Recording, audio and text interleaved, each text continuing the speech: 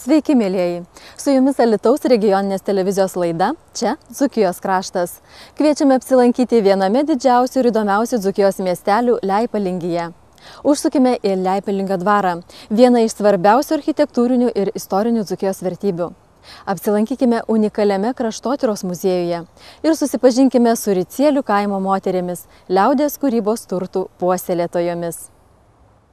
Leipalingis – vienas didžiausių ir įdomiausių Dzūkijos miestelių. Čia susikerta net 5 keliai, vedantis į Seirijus, Merkinę, Lazdijus, Druskininkus. Miestelio centre, tarp išsišakojusių kelių, stovi švenčiausiosios mergelės Marijos su kūdikėliu Jėzumi skulptūra. Rašytiniuose šaltiniuose Leipalingis pradėtas minėti 16 amžiuje, tačiau to krašto istorija kur kas senesnė. Čia jotvingių, vienos kovingiausių baltų genčių žemė. Leipalingis yra jotvingių kraštas. Lietuviai sakydavo Liepa, o jotvingiai Leipa. Vietoje jie ei. Ir aplinkui daug yra jotvingiškų pavadinimų, net pavardžių. Pavyzdžiui, pro Leipalingį teka upė Seira. Tai irgi jotvingiškas žodis, tekamas daiktas upė.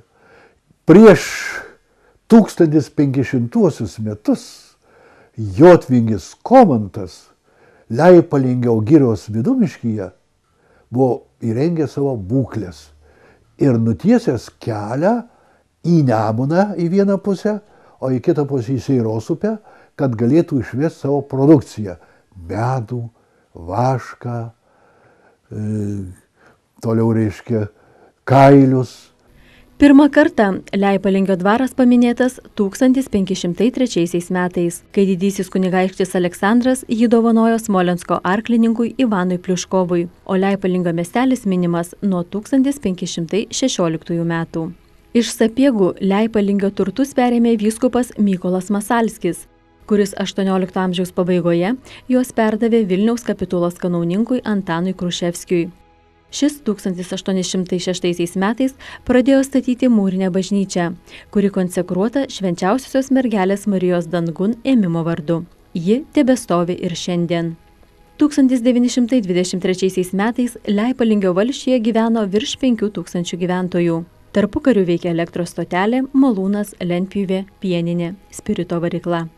Šiandien miestelyje apie 2000 gyventojų. Leipalingyje yra 20 gatvių, kurių ilgis siekia apie 9 km. Miestelį garsina pradinės mokyklos kraštotyros muziejus, kurį prieš 100 metų įkūrė mokytojas entuziastas Algirdas Volungevičius.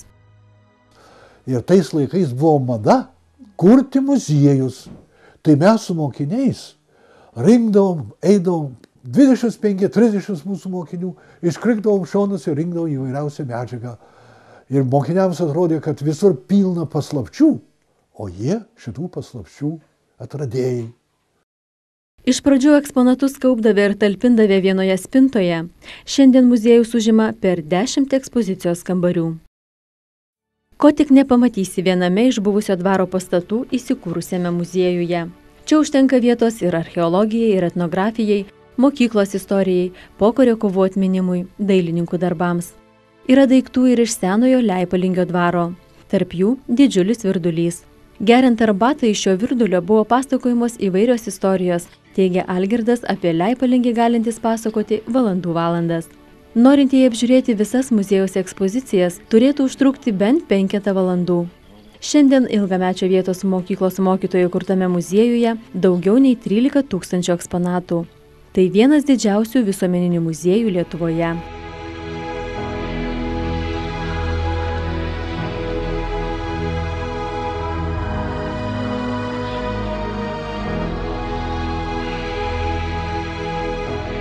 Leipalingio dvaras – vienas iš svarbiausių architektūrinių ir istorinių Dzūkijos vertybių. Vietiniai gyventojai didžiuojasi šiuo unikaliu statiniu, mielai pasakodami su juo susijusias istorijas.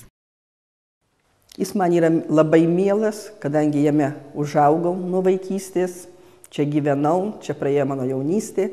Na ir pažinojau nuo pirmos laidos iki paskutinės 58 laidos mūsų mokyklos. Birutė Zuzevičienė šiuo metu vadovaujanti Leipalingio kraštotyros muziejui apie dvarą gali pasakoti nuo pačių seniausių laikų. Dvaras ėjo iš rankų į rankas nuo senovės. Po Žalgirio mūšio Leipalingyje gyventojų buvo nelikę. Tik tais po Žalgirio mūšio jau pradėjo vėl sugrįžti žmonės čia gyventi. Na ir maždaug 16 amžiaus pradžioje jau pradėjo statytis pastatai, reiškia, ir apsigyventi, ir žemės jau pradėjo valdyti turtingesni žmonės. Na ir dvaras šitas, kuris yra pastatytas, tai jis pastatytas 18 amžiaus pabaigoje, 19 amžiaus pradžioje. Leipalingio dvaras – klasicistinio stiliaus pastatas su storomis mūro sienomis ir itin unikaliomis krosnimis. Spėjama, kad rūmus suprojektavo ir pastatė įžymus to meto architektas Martynas Knakfusas. Krosnys, kurios šildė kambarius šitam dvare, jų kaminai yra išvesti sienomis, grindimis ir tik išeina į lauką. Ir taip šitam pastate visuomet būdavo šilta, kada gyveno dar dvarininkai. Yra žinoma, kad į šį dvarą ne kartą buvo atvykęs medžioti Lietuvos Didžiosios kunigaikštystės ir Lenkijos karalius Vladislovas IV. Dvarą valdant Povilui Sapiegai buvo pastatyti reprezentaciniai rūmai bei parkas su medžioklė žvėrynų. Vėliau dvaras turėjo daugybę savininkų. Jį valdė Masalskiai, Kruševskiai, Balinskiai. 18 amžiaus pabaigoje, 19 amžiaus pradžioje Leipalingis priklausė Kruševskių giminiai. Tada ir buvo pastatyti dvaro rūmai, kuriuose dabar įsikūręs muziejus. Parko pradžioje kalnelyje buvo išmūryta patalpa, kurios sienos buvo dengtos aksomų. Pasak legendos, ją pastatė vienas iš Kruševskių, buvęs didelis moterų gerbėjas. Čia jaunasis dvarininkas gyvendavo su pagrobtomis vietos merginomis. Su liokajais jis eidavęs į bažnyčią ir žiūrėdavęs, kuri dzukaitė dailesnė. Pono išrinktą dzukaitę tarnai patykodavo, sučiupdavo ir slapta atgabendavo į rūsį. 19 amžiaus pabaigoje, 20 amžiaus pradžioje Leipalingio dvarą nusipirko turtingas Peterburgo pirklys Balinskis. Jis labai puoselėjo tiek dvarą, tiek patį miestelį. Kasė kanalus, toliau turtino parką, buvo iškastas Simoniškės ežerėlis, padaryti prabangūs tilteliai. Paskutinis dvaro savininkas Košica dvarą pralošė Monte Carlo kazino, kur ir nusišovė. Šiandien čia stovi dvaro pastatai ir klasicistinio stiliaus centriniai rūmai parko fone. Juose įsikūrusi mokykla ir unikalus kraštotyros muziejus. Dvaras savo vidumi jau nėra toks, kaip buvo savininkų laikais, nes kada 1983 metais buvo pradėtas remontas, tai buvo pritaikyta mokyklai, klasėms ir kambariui, kai buvo pertvaros, neišliko, bet išorė palikta tokia, kokia buvo, tik langai pakeisti kitaip. Vietiniai gyventojai kalba, jog nuo seniausių laikų dvaro teritorija turinti ypatingą aurą. Toj vieta traukė jaunimą. Ir vokiečių okupacijos metais, ir sovietiniais metais. Ir šiandien visas jaunimas eina prie mokyklos vakarais susitikti, vienas su kitu bendrauja ir tiesiog toks potraukis yra. Leipalingio dvaro pastatas turi net 18 kolonų. Iki šių dienų išlikęs visas 13 objektų dvaro pastatų kompleksas. Pats dvaras susideda pagrindė iš dviejų pirmiausiai pastatų: centriniai rūmai, tai su kolonomis, ir pastatas buvo Svirnu vadinamas, ūkinis pastatas, 3 aukštų. Po juo atvažiuodavo žmogus su, kaip mes sakytum, padvada, su vežimu, su 2 arkliais pakinkytais. Iš vienos pusės įvažiuoja į šitą pastatą, o per kitą pusę išvažiuoja išpylęs grūdus. Na ir kai reikia, ten reiškia jau sukelia į viršų. Tik tais, kada buvo mokykla, ten ruošė jau šiluminį mazgą, tai užpylė žemėmis duris, pro kurias būtų galima įeiti. Bet jeigu atsirastų žmogus ar rėmėjas, kuris finansuotų, ten galima padaryti gražų jaunimo susibūrimo, gražią vietą, kavinę. Nes sienų nereikėtų nieko daryti, jas tik nušlifuoti. Raudonų plytų, arkinės sienos. Ir ąžuolo durys buvo storos, kad pats raktas tai buvo apie 25-30 cm ilgio. Vietiniai gyventojai vilėsi, jog Leipalingio dvaras, viena iš svarbiausių architektūrinių ir istorinių Dzūkijos vertybių, bus išsaugotas ir ateinančioms kartoms. Per žalių girą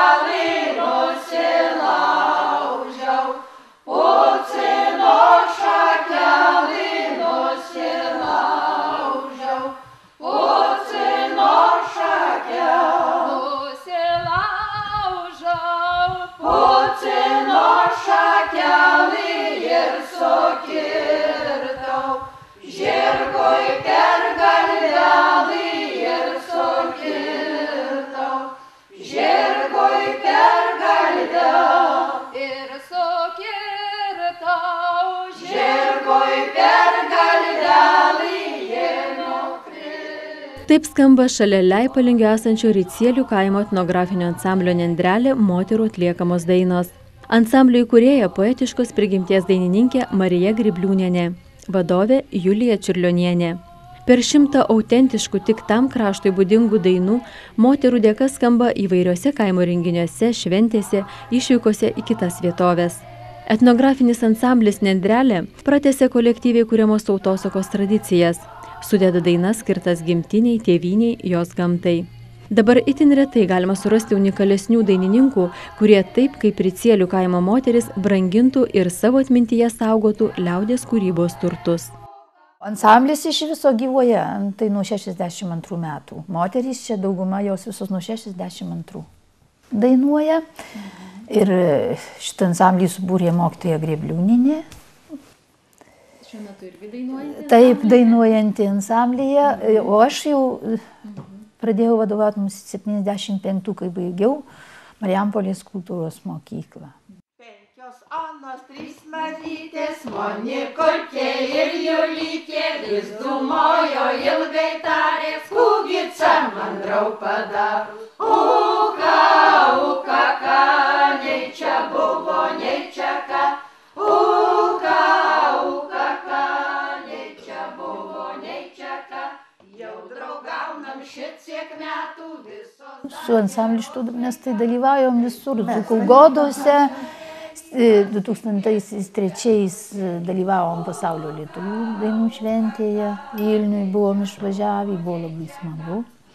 Mes dainas imam susirenkama visos, jos atsimena, kaip močiutės jų dainavo, neusirašė, bet jų atminty išlikę visi žodžiai ir melodijos, padainuoja ir mes mokinamės tas dainas.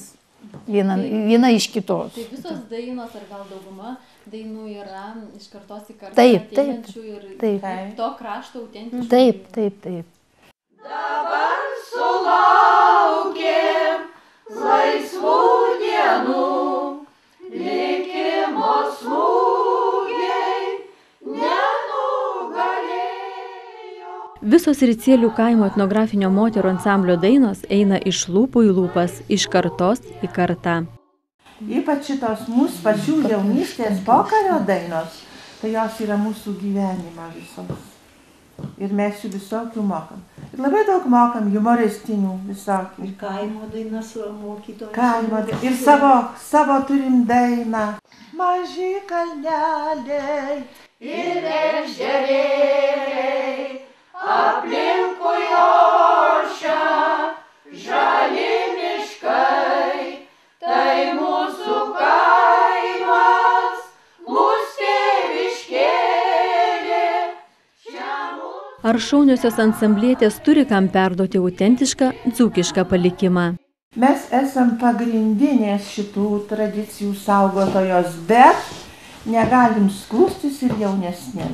Ir kai sueina mūsų per bendras šventės valstybinės arba minėjimus sueinam, tada ir vienas ansamblis ir kitas, ir tada ir vyrų būna, ir visi labai daug dainų mes dainuojame tik savo ir visi kartu.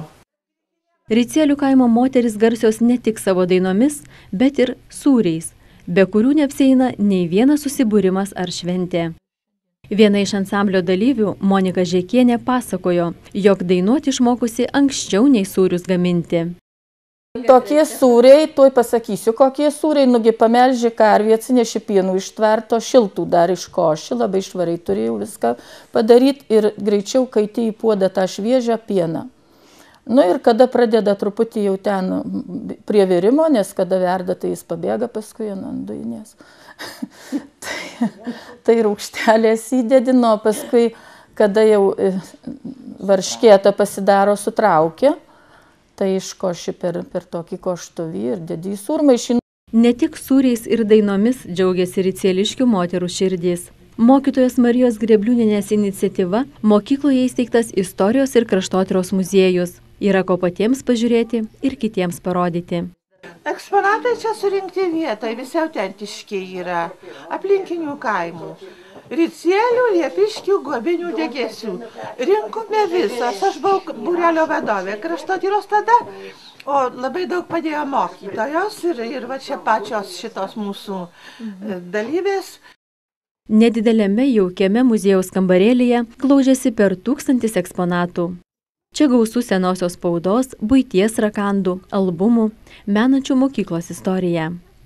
Kaip vieną iš vertingesnių eksponatų muziejaus įkūrėja paminėjo ponų Čiurlionių lazdą. Kadangi Guobinių kaime gimė dailininko Konstantino Čiurlionio seneliai, tai prieš 40 metų man, tik pradėjus čia dirbti, giminaitis Čiurlionių padovanojo ponų Čiurlionių paliktą lazdą. Ji tikrai yra iš ponų Čiurlionių namų šita lazda palikta pas giminės, taip pat Čiurlionius Guobinių kaime. Čia meškeriotoja. Gyvom žuvims. Čia dangtelis dabar jau nulaužtas. Brenda meškeriotojas ežero, prisirišę šitą. Ir pagavo žuvelę, įmetė čia. Ir jinai gyvena savo gyvo vandeniu sveiko oru. Kaip vadinasi šis? Saidokas. Saidokas, taip. Tai iš Degėsių kaimo Valentų. Vargu rasi nors vieną Dzūkijos miestelį ar kaimą, kuriame nebūtų gausaus būrio auksarankių, verpėjų, mezgėjų ar audėjėlių. Tai čia labai jau kraštas šitas šiciai sodžiai aplinkui, ne tik Ricėliai, bet ir Guobiniai, ir Liepiškiai, ir Vasnaigupė. Tai jau audėjos visos buvo. Žinia, jau dar jų tai ir išmirusių yra. Bet jau audėjos tai visos. Ir labai gražiai gyveno visos, labai sugyveno, būdavo eina, suveina vienon trobon, įsirenka tuos jau raštus visokius, pasrodavoja pastara moteros ir nešojas viena nuo kitos jau. Tai jos mokėjai visokius ir aštuonianycius, ir keturanycius, ir visus, o paskui jau tai jau prieš kokį 60 metų, va, kaip aš jau vaikas dar buvau, tai neįmadom parinkciai. Tai va ir čia yra parinkcių tokių jau. Tai neįmadom parinkciai vėl labai jau buvo madom gražus. Nu ir jau paskui, kaip jau po karo, moteros jau prasgyveno, jau ramiau buvo, tai pradėjome ruošti visokias parodas. Tai tas surinkdavo moterų visokius labai gražus darbelius ir vežadavom visur. Ir Alytun vežojom, o jau Lazdijuose, kaip mes buvom Lazdijų rajono, pirmiau dar, tai mes Druskininkų. Tai Lazdijuose jau be mūsų sodžiaus parodos, tai neapsė jokį jau tį šventės jokios niekas. Tai jei te, kaip sakyts, tai čia nuklotai klonius, kalnus. Ir Liškevų kelias būt nuklota šitais divonais visokiais.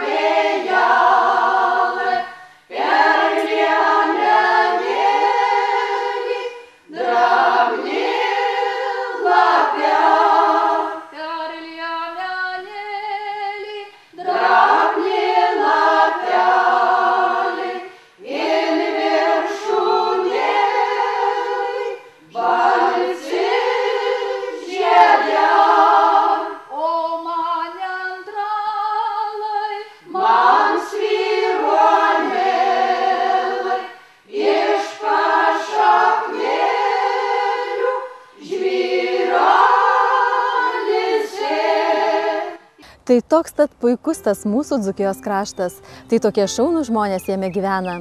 Darbai daromi žingsnis po žingsnio, paprastai ir tyliai, iš vidinės būtinybės, kuri ir yra meilė. Meilė savo kraštui, gimtajam žodžiui, savo artimui. Leipalingio seniūnija išties turtinga savo istorija ir žmonėmis, puoselėjančiais kultūrinio paveldo palikimą. Dėkui, kad šį pusvalandį praleidote drauge su mumis. Iki susitikimų kitose Dzūkijos miesteliuose.